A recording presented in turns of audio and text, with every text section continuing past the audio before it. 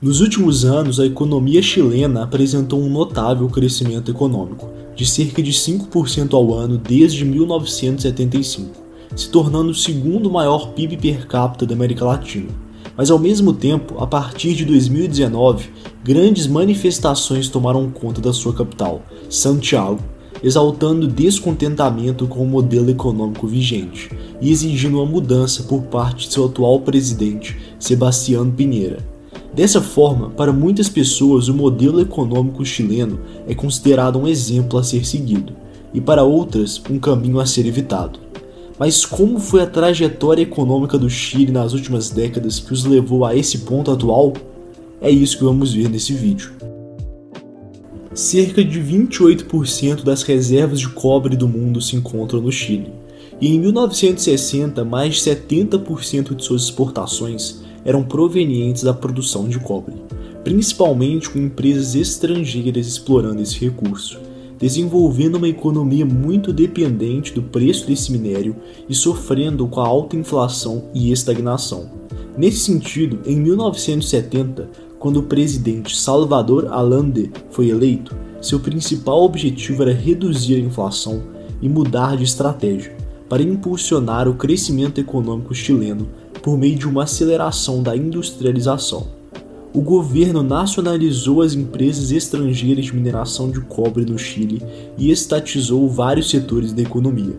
Em 1970, existiam 68 companhias estatais no Chile. Em 1973, já haviam 596. No entanto, essas medidas, somadas à crise do petróleo, resultaram em enormes déficits fiscais, que é quando o governo gasta mais que arrecada, que aumentou de 2,7% do valor do PIB para 25% em 1973, e a inflação se elevou rapidamente. Além disso, devido às nacionalizações de empresas, os investidores estrangeiros ficaram receosos em relação à condução da economia chilena. Isso se traduziu em dificuldades para obter empréstimos com as instituições internacionais, como o FMI. Dessa forma, o financiamento para pagar pelas importações de insumos utilizados em setores como na indústria de cobre ficou limitada. Essa situação afetou muito sua economia, e já em 1972 entrou em recessão, e uma série de manifestações assolaram o país. Foi nesse contexto que as forças militares chilenas, lideradas por Augusto Pinochet em 1973, derrubaram Allende e instalaram uma ditadura militar. Nessa perspectiva, para lidar com a economia e com o objetivo de reduzir a inflação, foi chamado um grupo de economistas chilenos, chamados de Chicago Boys, pois tinham estudado na Universidade de Chicago, nos Estados Unidos, para implementar as reformas econômicas. Cerca de 548 empresas estatais foram vendidas. Setores como saúde, educação e previdência foram privatizados. Movimentos sociais e sindicatos reprimidos. Os gastos públicos reduzidos e os impostos caíram drasticamente e ficaram em uma média de 10%. Essas reformas inicialmente causaram uma grande recessão no país. Seu PIB contraiu cerca de 12% em 1975. Mas depois o país começou a recuperar rapidamente. Como forma de reduzir a grave inflação, foi adotada uma série de medidas, como a desregulamentação do setor financeiro, liberalização dos fluxos de capital e fixação do peso chileno ao dólar americano. 39 pesos poderiam ser convertidos em $1, com o intuito de estabilizar as flutuações da moeda chilena, que sofria com grande inflação. No entanto, essa fixação cambial deixou o peso em níveis muito valorizados, ou seja, o dólar se tornou barato para as empresas chilenas.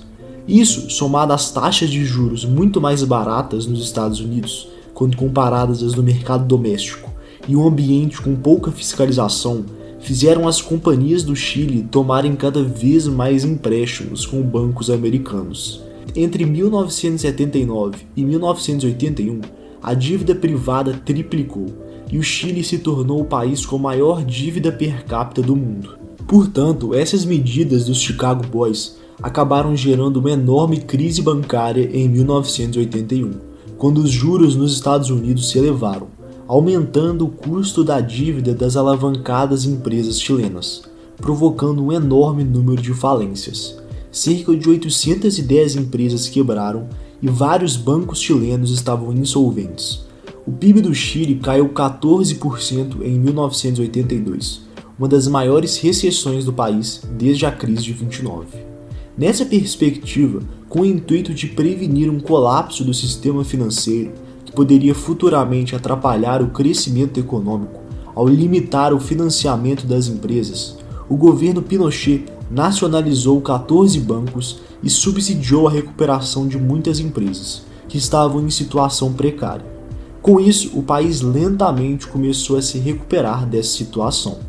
Depois dessa crise bancária, uma segunda fase de reformas foi iniciada, criando mecanismos de regulação para controlar a dívida privada, uma nova onda de privatizações, acordos de livre comércio e redução dos impostos.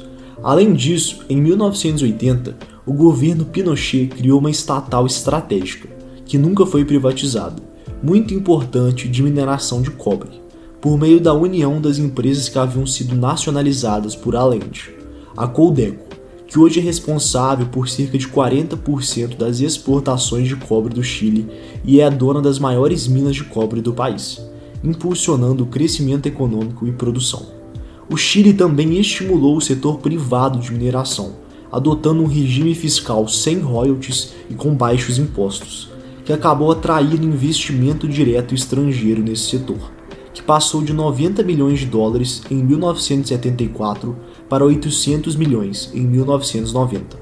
Dessa forma, como resultado, a participação do setor privado na produção de cobre subiu de 6% para 54%, se aproveitando da localização do Chile para exportar para países asiáticos próximos, como Japão e Coreia do Sul, que estavam crescendo em ritmo acelerado e demandavam esse minério.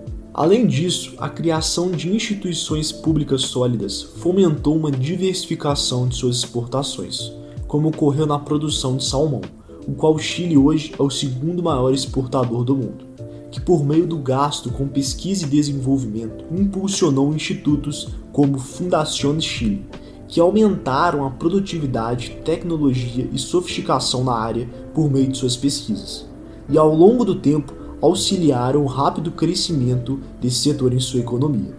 O mesmo ocorreu na indústria de silvicultura e fruticultura. Depois da adoção dessas políticas, principalmente com o aumento da indústria do cobre impulsionado pelos investimentos estrangeiros e domésticos, crescimento expressivo das indústrias de silvicultura, salmão e fruticultura, a economia chilena viveu um longo período de crescimento, de cerca de 7% ao ano, que se manteve alto após a redemocratização do país. Nesse período, o Chile viveu um milagre econômico. Suas exportações aumentaram, a inflação reduziu consideravelmente e o Chile se tornou um dos países mais industrializados da América Latina. Vale ressaltar também que a partir de 2001, como podemos ver nesse gráfico que mostra o preço do cobre em relação ao PIB do Chile, o país se beneficiou com o aumento expressivo do preço do cobre, puxado pela maior demanda mundial pelo minério, que é principalmente usado em produtos de alta tecnologia, como em celulares e computadores, e é cada vez mais utilizado no mundo atual. Os governos seguintes ao fim da ditadura Pinochet e redemocratização do país elevaram os gastos com o sistema de saúde e com o sistema de educação, e dessa forma determinou uma tendência que foi seguida: priorizar a redução da pobreza e melhores condições.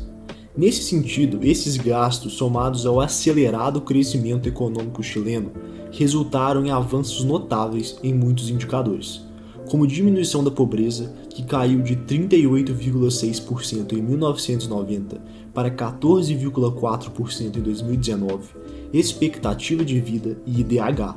No entanto, o Chile ainda se mantém um país muito desigual, a maior disparidade de renda entre os países da OCDE pelo coeficiente de Gini, embora esteja na média com a dos países latino-americanos. E também uma grande concentração, visto que os 1% mais ricos do Chile detêm 26,5% das riquezas do país. Dessa forma, as manifestações ocorridas em 2019 exaltavam essas disparidades e o pouco gasto do governo com programas de redistribuição de renda, que é o menor entre os membros da OCDE. Além disso, a população estava insatisfeita com o sistema de previdência, que havia sido privatizado durante o governo Pinochet, e funciona de forma que cada pessoa é obrigada a destinar parte do seu salário a fundos de pensão privados, que administram o dinheiro da pessoa. No entanto, o salário de aposentadoria recebido pelos chilenos dos fundos privados se provou muito baixo. Em 90% dos casos, eles recebiam menos de 149 mil pesos, que é um valor menor que o salário mínimo do Chile, gerando muita insatisfação. Por isso, devido a essa situação de protestos no país, o presidente do Chile, Sebastián Piñera, solicitou um plebiscito à população, a fim de criar uma nova constituição, e a população aprovou. Vale ressaltar também que a principal forma de reduzir a desigualdade é aumentando a produtividade. E como podemos ver nesse gráfico, embora ela seja muito maior que a maioria dos países da América Latina, ainda é menor que a de países mais ricos. E dessa forma é um obstáculo para o crescimento e maior igualdade. Por isso, o Chile vem tentando priorizar a produtividade por meio de maiores investimentos em educação, por exemplo, para reduzir a desigualdade.